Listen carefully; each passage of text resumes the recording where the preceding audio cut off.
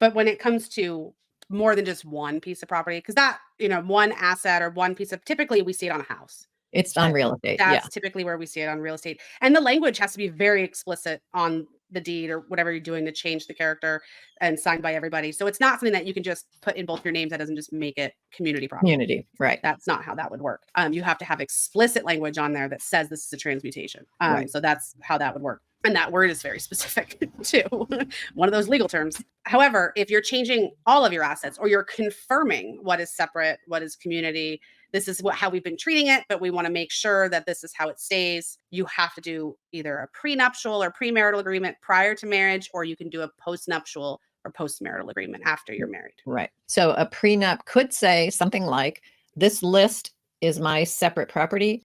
This list is your separate property. And we both agree that no matter what happens, it doesn't matter who pays the mortgage, who pays the property taxes, who pays for the new roof on the separate property, it will remain our separate property. You can have an agreement like that. It can say my income stays my separate property. Yeah, you can agree to all kinds of things that are different from the law. And so you can do that in a prenuptial agreement, or you can do it in a postnuptial agreement. Right. If you didn't have a prenup, but now you see the value in doing that, which is typically because your estate planning attorney is telling you need to do this. I mean, that's where we really engage a lot with the family law attorneys. Because why do we use family law attorneys for this, Madison?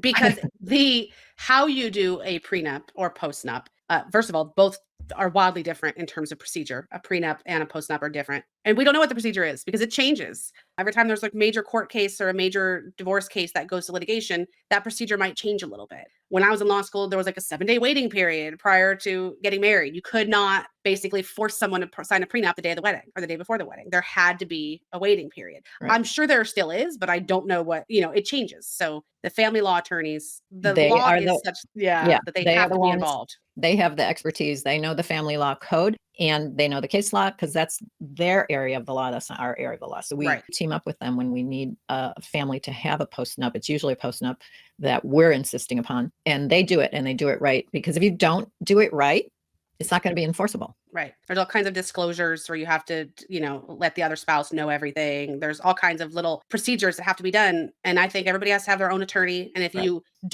agree to use one attorney, there's probably extra procedures to make sure that agreement is solid. Yeah. So they're all things that we don't deal with on a daily basis. So we use family law attorneys to bring them in. Just as they would not be writing your will. The family law attorney is not going to write your will. They're going to call us. So everybody has their own little niche. Our little area. Yeah. And we stay in our own sandbox. We don't try to jump into anybody else's. We have to know a little bit, right? We have to know community and separate to explain it to clients. We have to know enough to know that we don't want to commit malpractice to get our clients in trouble. We don't want to write a trust that they don't have the authority to give those assets away. And then there's litigation because we don't do that either. Right. It's all about really making sure it's smooth after you're gone. So you got to get the correct documentation in place. Anything else we want to say about that? No, I think it's just important that as much as we all want to say what's community or separate, you don't get to arbitrarily decide. Or even if it's not arbitrary, you're like, I inherited that, it's mine, it's 100% separate property. Are you 100% sure? And if you're not, you should have an agreement with your spouse in writing. Mm-hmm. And most of our married couple clients have a joint revocable trust. Mm-hmm. That's their main estate planning vehicle. But we do have quite a few clients who one spouse or both spouses have significant separate property and they want to keep it separate. And so those families will have wife's separate property trust, a joint trust, and husband's separate property trust, one or two of those three. But so that's not unusual. Keeping things separate is often a good thing.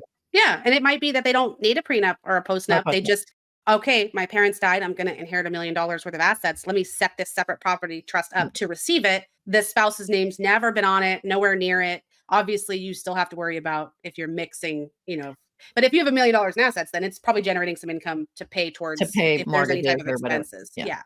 So, but if you're able to keep all the separate, obviously commingling is where that's going to be a big problem. But again, not a 50-50 problem, just an interest problem. Right.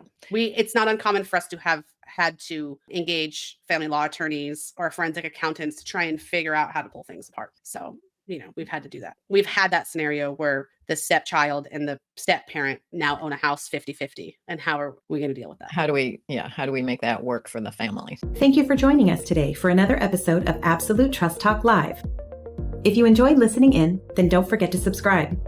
You can find us on Apple Podcasts or wherever you may listen by searching Absolute Trust Talk. While you're there, we would also love for you to leave us a review. And then why not share your favorite episodes with family, friends, or colleagues too? You can find all of our shows and corresponding show notes by visiting absolutetrustcounsel.com. You'll also find a variety of other free resources, including our ebooks, videos, blogs, presentations, and more.